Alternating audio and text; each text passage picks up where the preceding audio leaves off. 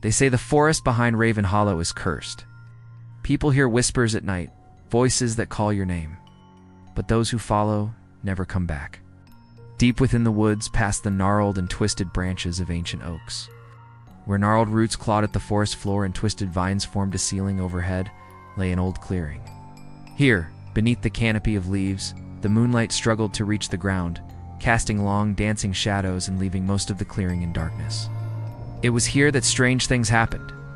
Some said it was the spirits of the lost, forever trapped in the woods. Others claimed it was something far more sinister, something that whispered to unwary travelers, tempting them deeper into the forest with promises of untold power. One evening, as the sun began its slow descent, a group of teenagers stood at the edge of the clearing. Their faces, illuminated by the fading light, were a mixture of excitement and apprehension. Among them was Emily, a girl of about 17, with long, flowing hair and eyes that shone with a mixture of curiosity and fear. Tonight was no ordinary night. Tonight they were going to spend the night in the cursed forest, a test of courage and a challenge to the unknown.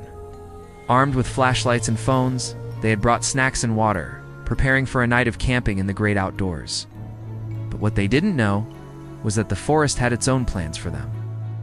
As dusk settled and the shadows lengthened, the friends began to tell scary stories around their campfire.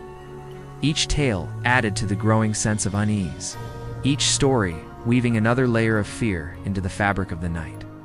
Despite the growing darkness and the eerie tales, laughter echoed through the clearing, momentarily chasing away the shadows and replacing them with camaraderie.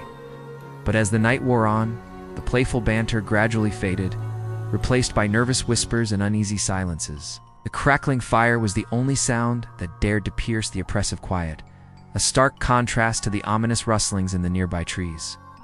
Then, as the clock struck midnight, a twig snapped in the darkness beyond the firelight.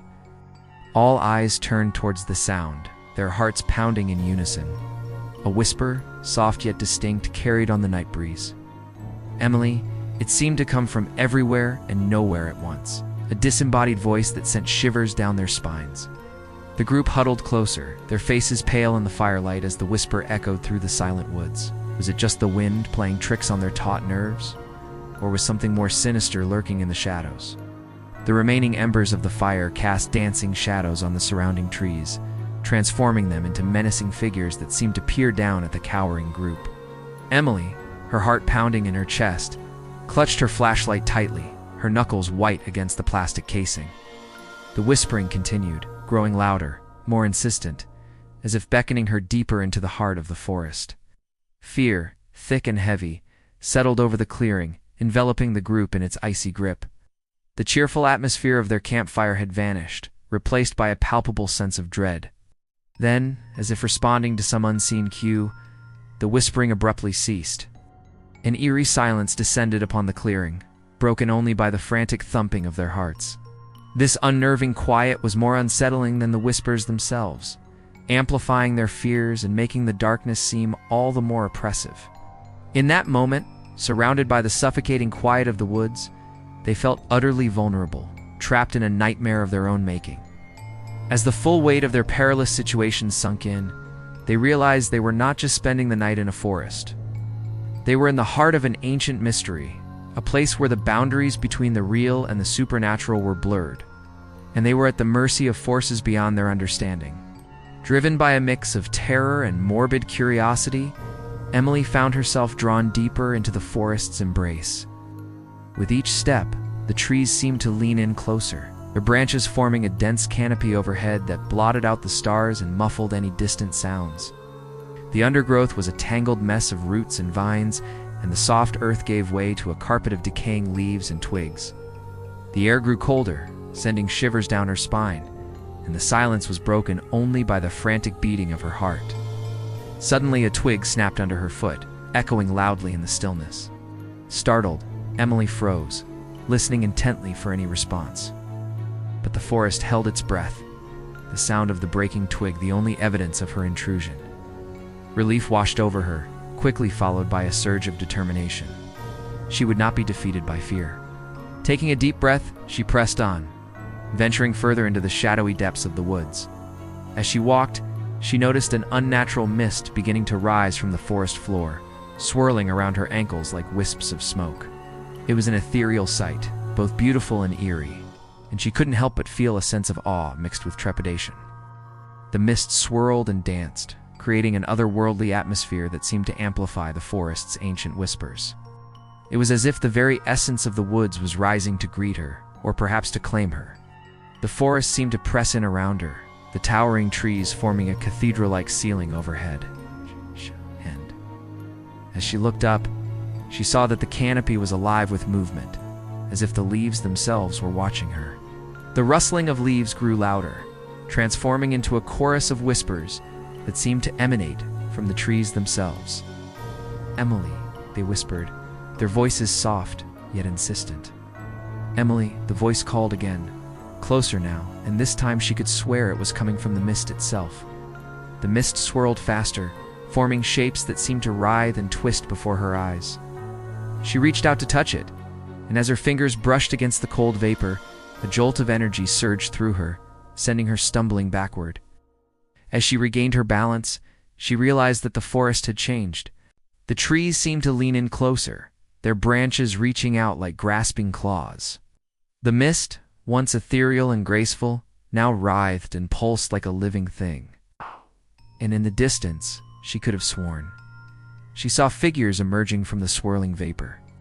They seemed to be made of the mist itself, their forms shifting and changing like smoke in the wind. Though she couldn't make out their features, she could sense their presence, their eyes boring into her, their gazes cold and penetrating. Fear, raw and primal, gripped her heart, threatening to consume her.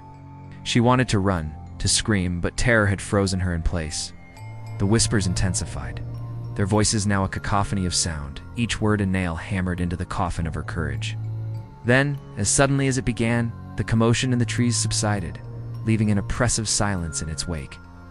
The mist cleared, revealing the trees in their menacing grandeur, their branches stark and skeletal against the darkening sky. The forest was still, watching, waiting.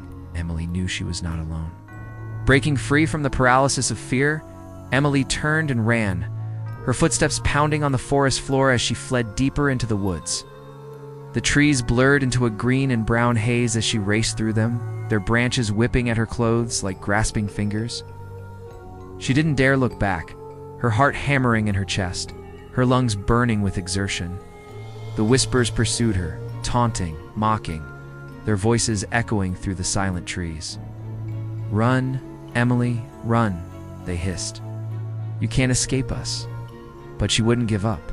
She pushed herself harder, fueled by adrenaline and the desperate hope of outrunning whatever was behind her. As she ran, her phone, which she had been clutching in one hand, slipped from her grasp and fell to the ground with a sickening crack, its screen spiderwebbing across the forest floor. Emily didn't stop. Not when the forest itself seemed determined to hold her captive. The chase continued, the whispers growing louder, their voices now a chorus of torment. "You can't hide," they cried. "You belong to us." But Emily refused to accept her fate. She ran, stumbling over roots and rocks, ignoring the scratches and cuts that tore at her skin. She would not be taken, not without a fight. But as the minutes turned into what felt like hours, her strength began to fail her. Her legs burned, her feet were blistered, and the forest showed no mercy. Just when she thought she couldn't go on, she tripped, sprawling onto the forest floor with a gasp. The whispers swelled, their voices triumphant, and from the shadows figures emerged, their forms coalescing from the mist. They advanced slowly, deliberately, their eyes fixed on Emily, their expressions inscrutable. Trapped, exhausted, and with dwindling hope, Emily looked up at the silent, uncaring trees and screamed. But her voice was swallowed by the forest, lost in the labyrinth of leaves and branches. Her flashlight rolled away, leaving her in total darkness. And as the figures closed in, their whispers enveloping her like a shroud, she knew that her fight was over. The forest had claimed her, and she was not strong enough to resist. So remember, if the forest calls your name, never answer.